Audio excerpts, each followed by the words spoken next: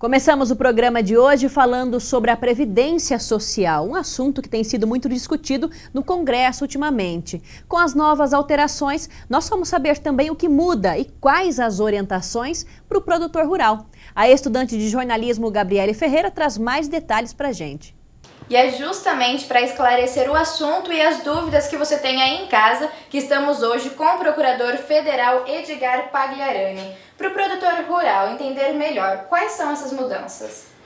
As mudanças, elas aconteceram em relação a alguns benefícios da Previdência Social. Por exemplo, para o empregador rural, houve uma mudança no que diz respeito ao auxílio-doença. Na condição de empregador, ele tinha que pagar os primeiros 30 dias de afastamento do seu empregado e o INSS passava a pagar o auxílio-doença para o empregado só a partir do 31º dia. Isso tudo já é fruto de uma mudança que ocorreu a partir de 1º de março do ano. Nós temos agora uma mudança que beneficia o empregador rural. Por quê? Ele vai pagar apenas os primeiros 15 dias de afastamento dos seus empregados e o INSS vai passar a pagar o auxílio-doença para esse empregado a partir do 16º dia. E por que todas essas mudanças estão acontecendo? Em virtude de que a expectativa de vida da população brasileira ela tem aumentado e isso faz com que a Previdência tenha que se adequar a essa nova realidade.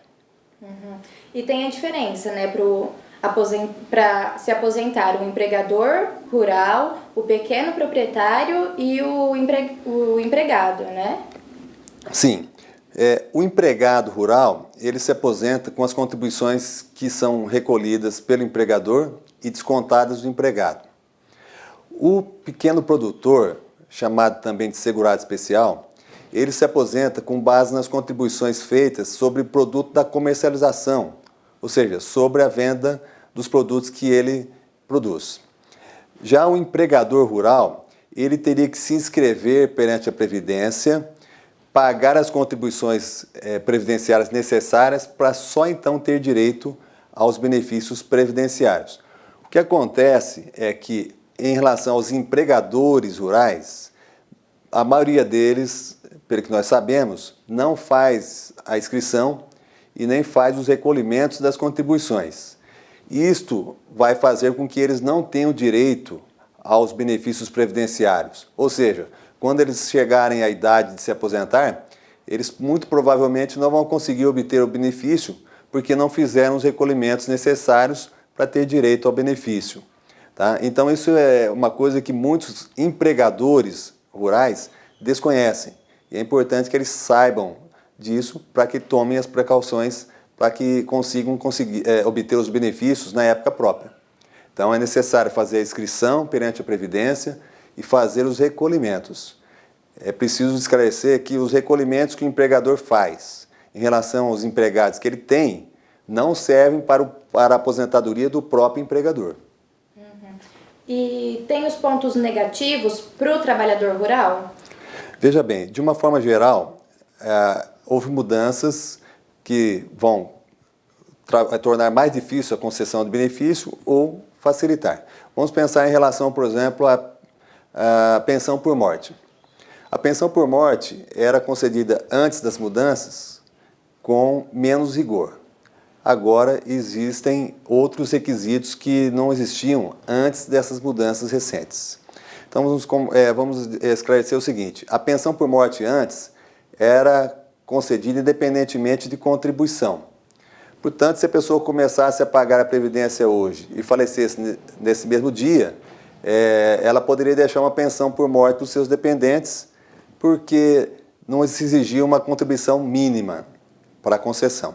A partir dessas recentes mudanças, se a pessoa que faleceu, o segurado que faleceu, tinha menos de 18 contribuições, a pensão será concedida para o seu cônjuge, a pessoa com quem ele foi casado ou então com quem manteve uma união estável. Só que o benefício será pago por apenas 4 meses.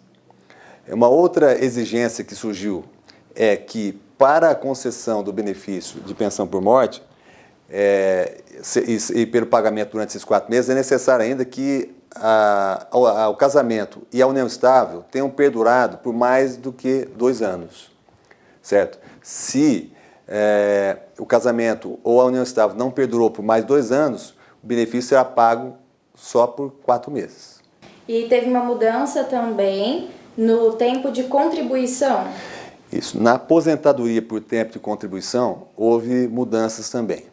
Em relação a essa espécie de benefício, antes da mudança, havia aplicação, depois de concedido o benefício, havia aplicação no cálculo, na hora de se calcular o valor do benefício, havia uma redução que era feita em razão da aplicação de algo chamado fator previdenciário. Então, o fator previdenciário, ele era algo que era usado, né, no cálculo do benefício de aposentadoria por tempo de contribuição e, via de regra, reduzia o valor do benefício. A partir da mudança, foi criada uma regra chamada regra 85-95 e a pessoa que atender a essa regra estará dispensada da aplicação do fator previdenciário. Vamos exemplificar. Se um homem tiver 35 anos de contribuição e 60 de idade, então, contribuição 35, idade 60, somando idade e contribuição, nós chegamos a 95. Então, se esta pessoa atingir os 95 pontos, ela poderá se aposentar e no cálculo do benefício não será aplicado o fator previdenciário. Isto é bem vantajoso para os casos em que a pessoa teria uma redução no valor do benefício. Essa redução agora, se atingido o percentual, né, os 95 pontos no caso de homem e 85 no caso de mulher, ele não terá aplicação do fator previdenciário. Muito obrigada pela entrevista e para mais informações é só acessar o site da Previdência, que é o previdencia.gov.br ou pelo telefone 135. Beatriz, é com você no estúdio.